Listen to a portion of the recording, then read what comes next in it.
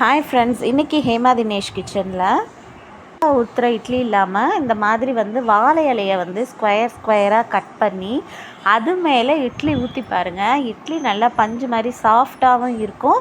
அதே மாதிரி ரொம்ப ஃப்ளேவராக, அதாவது அந்த வாழை இலையோட அந்த ஃப்ளேவர் இட்லியில் இறங்கி இட்லியும் ரொம்ப ருசியாக டேஸ்ட்டாக இருக்கும். இது மறக்காமல் ட்ரை பண்ணி பாருங்கள் ஃப்ரெண்ட்ஸ். நீங்கள் இட்லி தட்டில் எண்ணெய் எதுவுமே தடவ வேண்டாம். ஜஸ்ட்டு நீங்கள் வாழை இலையை இந்த மாதிரி ஸ்கொயர் ஸ்கொயராக கட் பண்ணி இட்லி தட்டில் அடுக்கிடுங்க.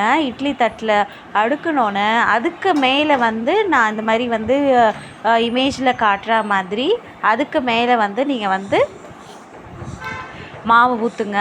மாவு ஊற்றிட்டு எப்பயும் போலேயே இட்லி எப்படி வேக வைக்கிறீங்களோ அதே மாதிரி வேக வச்சு எடுத்து பாருங்கள் ஃப்ரெண்ட்ஸ்.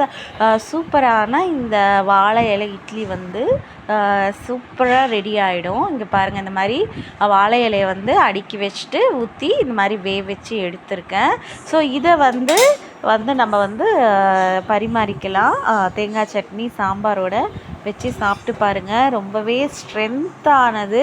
அதே மாதிரி நம்ம நம்ம எதுவுமே தடவலை. இட்லி தட்டில் எண்ணெயோ எப்பயுமே ஒட்டாமல் வரத்துக்காக தடவும் இல்லையா? ஸோ அதெல்லாம் தடவே தேவையில்லை. ஒட்டாமல் இந்த இலையோடையே உங்களுக்கு இட்லி சூப்பராக ரெடி ஆகிட்டு வந்துடும். ஸோ அடுத்த வாட்டி இட்லி ஊற்றும் போது இந்த மாதிரி ட்ரை பண்ணி பாருங்கள். தேங்க்ஸ் ஃபார் வாட்சிங் my video. Do support my channel. Happy cooking.